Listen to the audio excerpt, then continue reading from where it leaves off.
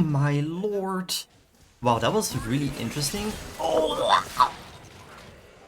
Yo, what's going on guys? Welcome back to a new video. I'm gonna do another replay review slash coaching session thingy. Today we are doing Hopewaffle. They are gold 4 who actually plays Samira mid lane.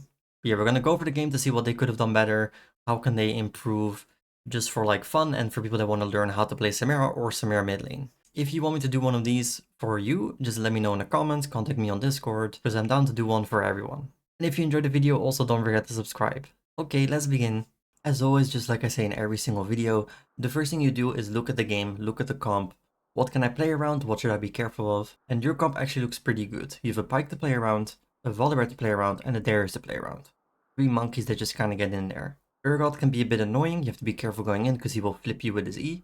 Kindred ult will be very annoying, Nika ult will be very annoying, and Wing a Misfortune ult is massive value. You're playing into Akali, which is a pretty risky matchup, but you can win this for sure. I actually kind of like this matchup. Invading is pretty OP. If you can invade or you have like a champion that wants to invade, I would always pretty much follow. You never just don't follow, because if your team goes without you, they might end. Oh my, what's gonna happen here? They know. But why would they face check it when there's 3 only? Oh yikes. So the Akali actually doesn't have Doran's shield, which means she doesn't really understand the matchup in my opinion, which means you can play this very aggressively. Doran's shield is usually what makes this pretty hard to play. Okay, you E in very aggressively over the Q actually, which is pretty lucky. Okay, I wouldn't have personally ignited there, because I know that that doesn't kill. So I would have held it, walk away, and then go for a flash, ignite, auto attack in like the next 12 seconds when your E comes back up. Why does it look like she's walking back in? I would flash auto this. This now it kills. Yeah, I mean... And you gave her a little kick W. That was good though, that was good. You realize that you can kill her there. You don't really need to be afraid. And you can see here, everyone who wants to play Samira mid lane, you can play this really aggressively and kind of just win. Like, that wasn't super complicated. Okay, you bought a Vamp Scepter. I actually kind of like that. You're going BT Rush into Akali, which is pretty standard choice.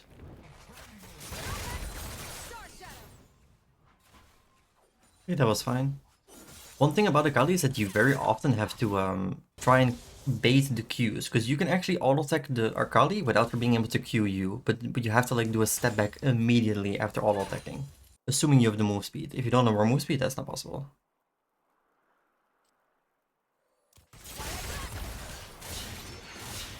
Okay, again, really good trade, really good trade. And that's pretty much the game plan with Electrocute. You get in there, proc your Electrocute, and just walk away. You never want to trade with her in the Shroud, and you're doing that so far really well. Okay, you have to ward though. It's been 3.5 minutes and you have not used your ward while having Pyro in the lane. And that is pretty bad. Okay, I'm not sure where you're going right now.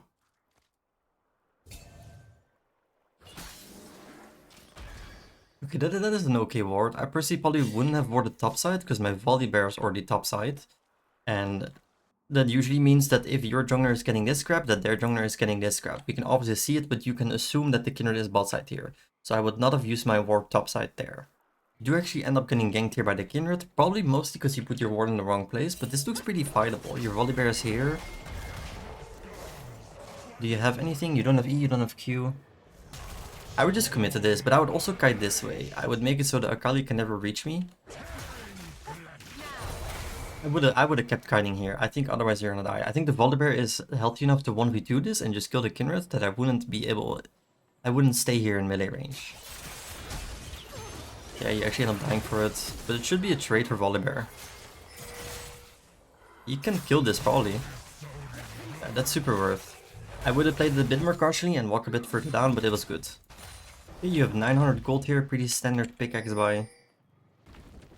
Wait, you just went to lane without spending a single part of your gold. Oh, that is really, really bad.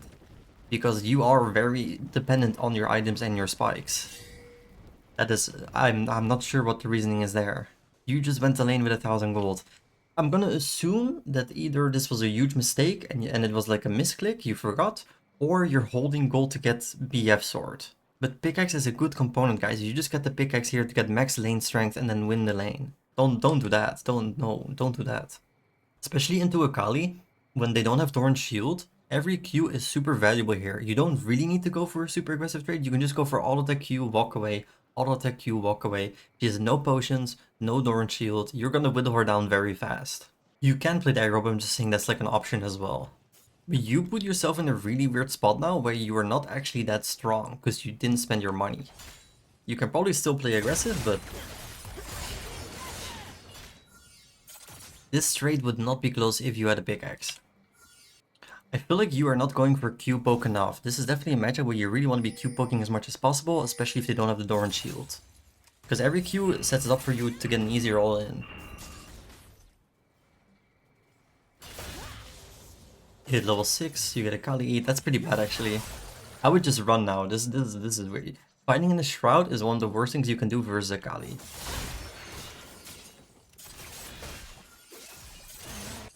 The sad part is that I think if you had pickaxe and you used your ignite, this was still winnable. But never fight in the Shroud, guys. For Akali, that's like the way you actually lose the matchup. Let's see, now you bought BF sword. That makes me think you did that intentionally, which is pretty bad. You gotta spend your money on these spikes. That guy kinda into the jungler, but... Hey, unlucky. And this is one of the nice things about Samira, even though you just got solo killed, it doesn't mean you now lose. You are probably still stronger. You have a BF sword, you have double your gold, you can still win. It doesn't mean you now have to stop playing the lane or you're doomed. This is very winnable.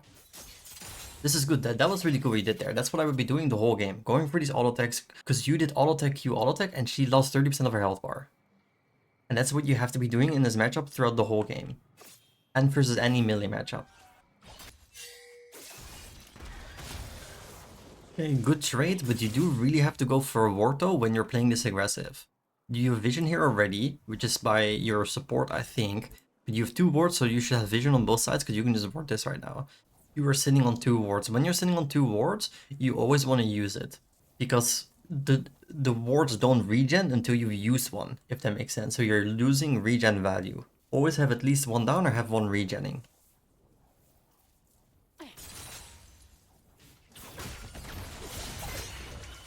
Okay, that was actually a nice try. You have ignite. You didn't have electrocute yet, but this is again where I would look to stop her base. I would walk here, and even if you're not actually gonna run into the turret to Q her, like I said earlier, just walking here and threatening a Q might make her stop her base. Especially if you have flash coming back up, like you want to make it so she stays somehow. Because you can see me do that in many videos, where I will walk up, they will get scared, they'll stall their base, and then they're like, okay, well let me just stay for the wave then, because I just got backstalled. And then you can go for like a flash play. Because now they got a reset in and they just TP.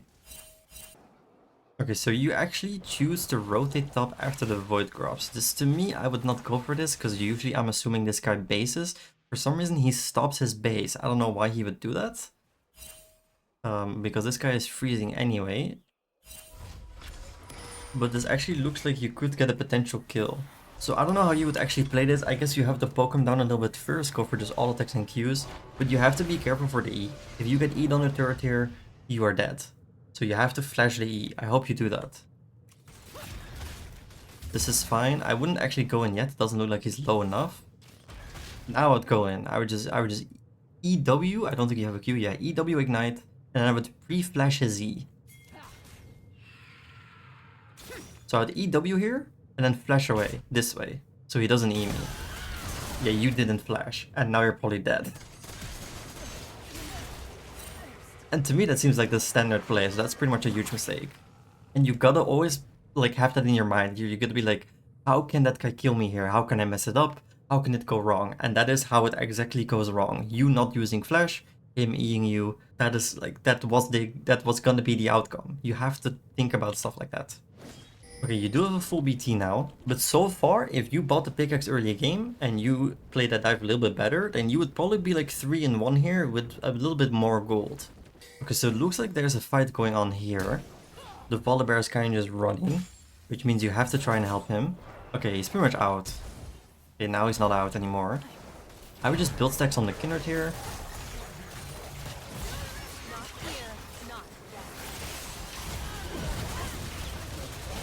Nice, that was very good.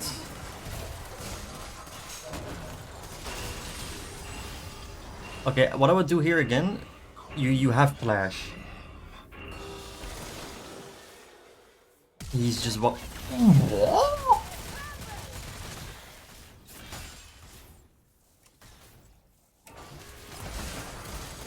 Oh my lord! Wow, that was really interesting. Oh, I think what you did here was fine. You waited with the ult until the Kindred ult was away. You could also argue you could maybe killed the Kindred before she ults, but this was good positioning by you. You ult two people, that was great. But to me, and I don't know if this is just an Elo thing. Sorry, the sound's gonna be here, but in my mind, I never win this. I feel like you never win this 1v1 unless he just griefs. So I would actually, in my Elo, I would E him here and flash over the wall and just walk to safety. Because otherwise you're dead here normally. But for some reason, he just walks away. He cancels his own W and walks away. I don't know why he did that. Because this feels really free for him. Especially with Conqueror fully stacked up and you've already used... Like, you pretty much don't have a rune. But you choose to flash in. And that, to me, seems really weird. Because even if he just keeps running now, he would still live. But he chooses to walk back in again, even though he's already out and safe. So I would have not committed to this, and I would have not flashed back in to get this kill. I think here I would do a step back, because I'm assuming he's gonna E, because he didn't E for a while. It was close, but I wouldn't have gone for this. And I'm not saying it's necessarily incorrect, but versus a good player, I don't think you would ever flash in there. But if that works in your elo and you can get kills like that, and you've experienced getting kills like that, then I guess it's an okay play. Okay, so you have 1,000 gold. This is probably at the point where you at least want tier 1 boots. So I wonder what you buy here. Okay, you end up buying Dirk. I don't really like that. I do understand that you want the power spikes, but you could have gone for pickaxe and boots here and have just tier 1 boots with pickaxe. Move speed is pretty OP, guys. You don't need to rush your tier 2 boots, but getting the tier 1 boots after like one item is pretty crucial. So definitely do get your boots, guys, at least your tier 1s. This is pretty much a spot where you never lose 1v1. You have BT, she doesn't even have one full item, you're level up.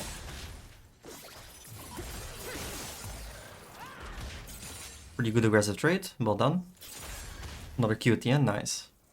If you now it's fine, I think now it's too risky. If you had flash here and ignite up, then I would do the same. Stall the base, go for a dive perhaps. But with no summoners up. What you could do though, which is indirectly also stopping your base, if you walk here, again, like it keeps coming down to these mind games, but if you walk here and you start clearing this wave right in front of her face, he's gonna be like, oh, but wait a minute. He's shoving the lane so fast that if I leave here, I lose this whole wave. It makes them want to stay as well. Okay, you are not a fan of warding. You have to put your ward down way more. You have the lowest vision score in the game, while playing one of the most aggressive 1v1 lanes in the game. Oh, yikes.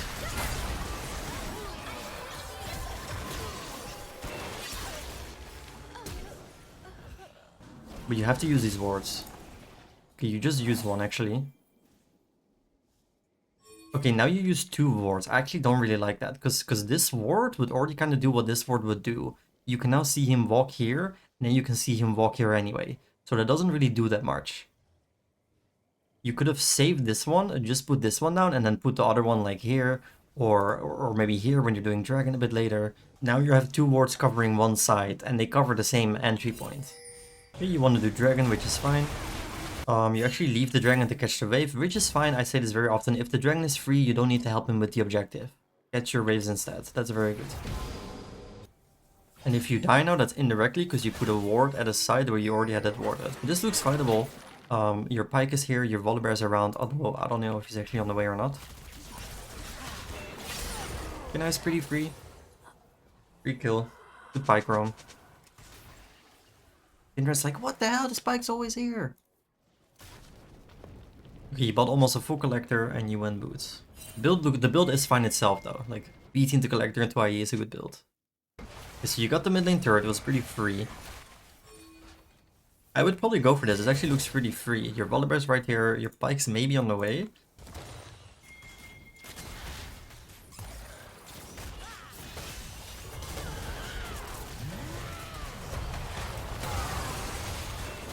Yeah, that looks fine, nice. Oh, yikes. Okay, you have to be careful for Nico though. Like I said earlier in the video, Nico is the one thing to really look out for. Nico, Urgot Dash, and the Kindred ult. Those are the three like crucial things that can make you lose fights. Okay, I don't like that you're now walking up here. Once you have the gold to get your big item spike, I would probably just look for a reset. It doesn't look like you're ever gonna do anything here, and it doesn't look like your teammates that are like this guy is here, your Volibear is dead. I would not go for a play right now. I would just reset, get my collector, and be stronger for the next fight. Okay, now your team is looking for a play, probably because you were here to begin with, so they kind of like started hovering you. But I would just still ping them back and be like, yo guys, I don't want to be here. Let me get my item. Because this looks good until you realize that your Darius is here, your Volibear is here, and their whole team is on the way. You kill one.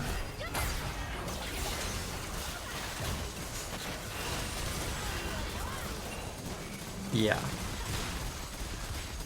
You just all them in. But this is exactly what I mean. If you had Collector here, that would actually be an easier to win fight. And you're also pretty outnumbered. And I personally would have realized, okay, my team is not here. I want to reset for my Collector. I wouldn't be looking to join a fight there. I would ping my team back and be like, guys, leave, leave, leave. Wow, you did not get your tier 2 boost. You're again sitting on gold. And I think the reasoning is, again, you're waiting for BF sword gold. Because you're probably gonna go IE. But tier 2 boots are good, guys. Especially at 16 minutes after you already have 2 items. Like, you gotta spend your money. This is only fine to do, holding the gold like 1k, if let's say you're building an IE, you already have tier 2 boots, you already have the cloak, you already have the pickaxe, and you can't buy the BF sword. Then it's correct. If you can buy other components or boots, then this is not correct. And just to clarify, like I said, I wouldn't buy tier 2 boots early game just because I can't buy a BF sword. But I would buy like tier 1 boots plus pickaxe. This seems really weird to me. You kill the Rom.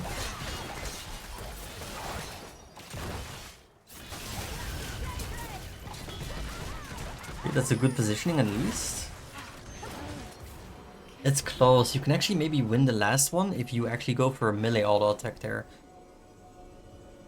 Yeah, it's just a very random play that I wouldn't even really go for. Indirectly your team inted because you died for free. Like, it's your team's fault, but your team was outnumbered because you died. This does look like something I would potentially go for. I don't know what this guy is doing. He's doing a U play. This guy is clueless, but you could potentially go for stuff here. The Kindred has ult, which kind of sucks, but like, that's exactly the target I would go for. And now you got one, which is fine. Kindred ult here probably. Wow, no Kindred ult. Oh. Wow, you killed everyone. That's really weird because you're supposed to get like one there and then die because they have Kindred ult, but they didn't use it. That's good, I would have done the same thing. Many times, even though the objective is gone, they're very low from like tanking it or because they already fought, and you can just go ahead and get in there and get some cleanup kills. That is pretty good. And for Samira mid lane specifically, this is a very late spot where I would for sure have my boots. Okay, so here you're actually pathing towards bot lane, and I think this is a pretty huge mistake. You want to be in team versus Samira, and it looks like your team is about to play for this. So being on the opposite side here is pretty bad. I do realize you want to get some farm, but this is... You should have been here. I wonder if you get this or not though.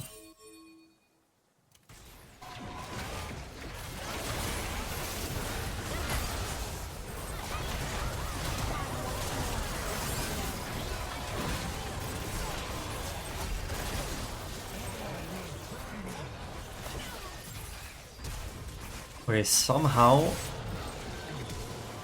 it was like a stalemate where no one really won. I'm kind of, you're here, but I'm kind of curious what happens here. Okay, you got a tier 2. This is not a champion I would ever look to 1v1. You don't really 1v1 most bruisers. You don't 1v1 most tanks. I would not be walking up here aggressively. Because you don't have the damage or the health to like survive his combo or to kill him fast enough.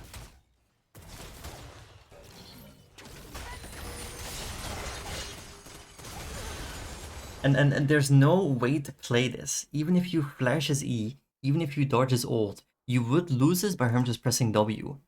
So I would not be in this 1v1. You did get lucky though, your team did won the Akaton fight. But you should have been there, and you should definitely not try and 1v1 the Urgot, especially he also has 13 kills. But honestly, I wouldn't even try to 1v1 like a 6-kill Urgot. He just ulted nothing, what the hell? Why did he just ult? Okay, you're still not buying boots, you need boots. You need boots. Okay, this looks a bit interesting. I think you're trying to rotate to the Urgot, but there's a lot of people here. You should W this. Like, normally you should be dead here. You face tanked it, do a fast combo. Actually works out somehow. This is fine. I actually like this. I'll probably do like a similar type of thing.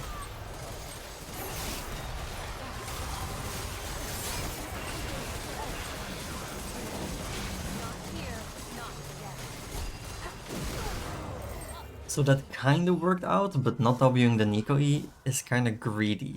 And I think that's just a misplay. Like, it worked out and you had W as a stack builder, but normally you can't afford to just face tank that. I would say though, before dying, like, you're never getting away from the Kindred, so I would just go for an EQ in at the end. As much damage as you can before dying. Because if that guy's a little bit lower at the end, maybe your Aphelios can win it or like something like that. Okay, even though you have to play Samira very aggressively, you do still have to look at the minimap when playing aggressively. I would never EQ in here, because I don't know where anyone is on the map. Like, these people are right here, there's someone behind right here. This is too risky, this is too greedy. And you're dead.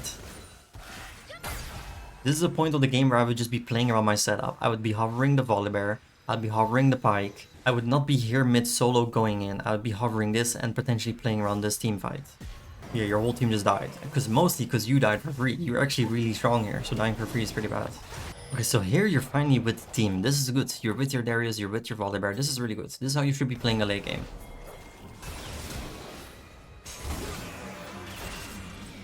So here, I would actually EQ in.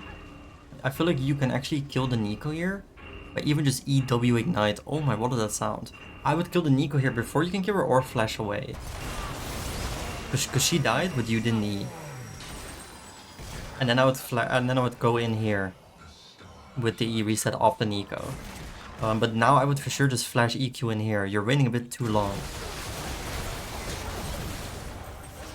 Like, it's good you get 3 kills, but if you want to play it optimally, I would EQ the Nico instantly, go into the backline, and if you don't do that and you're late, I would flash EQ into the backline, just to make sure that you win, because this is the last fight of the game. You can win the game of this. Usually 40 seconds, if you kill them right here, you win the game. You can probably all go bot lane here. This wave is catching up. You have a cannon. Splitting up is really bad though, but I guess you guys are going for Baron. So you have finally bought the tier 2 boots and you actually end up buying the tier 3 ones. This is way too late into the game. I've said it many times, but this is way too late. Okay, here we go, probably last fight of the game. Okay, you cut it out of the Nico ult, which is really good. This is a very easy flash EQ in angle, kill everyone. Nice.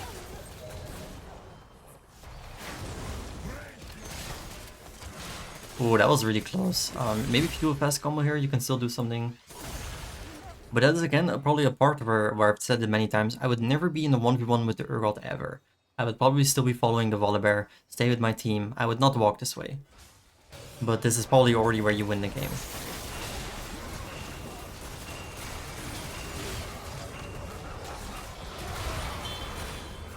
Alright, so they pretty much win the game here. Thank you for watching. If you do enjoy the video, don't forget to like, comment, and subscribe. It helps me out a lot. I will do some final notes, like a summary, where you're like, okay, what should he have done this game though?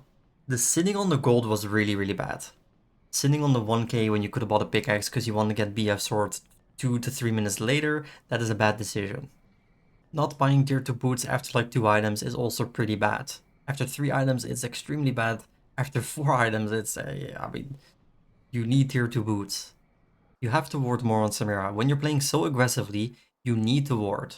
You warded very little, you have the lowest vision score in the game, and that can really hurt your game. You're gonna get ganked, which you did at one point. That's also another tip. Don't double ward one side. Don't ward this and this when you could just ward this one and then put the other one here. Mechanically, I think you're really good. You do combos well, you play very aggressive. I think you're actually playing a bit too aggressive. and not necessarily too aggressive, but more you're playing too solo focused. Mid to late game, you want to be hovering champions like Volibear. You want to be hovering your Pike. Samira is really good with setup for a reason. You have to play around your setup if you have it, because you went for way too many solo plays. And there's also decision making. You went bot lane when your team was fighting for the Akaton. You chose to run in 1v1 versus an Urgot, and that's just like, I know you play Samira a lot, and you should kind of know at this point that you do not really beat many bruises or many tanks 1v1 at any point. If I'm 10 and 0, I would not be eing into an 0-3 Garen, because we don't win. And that's Urgot is one of those champions where you just don't beat them. And you can beat anyone else, you can beat all the 4 players on the bottom side. But you are giving away free kills by trying to kill the Urgot. So I think your biggest problems are not even really Samira related. I think your Samira is pretty good, but it's more macro related and decision making. And I think you can probably get pretty high, like no joke. Okay, that was it. Thank you for watching. If you want me to do one of these, let me know in the comments. And yeah, I hope to see you in tomorrow's video.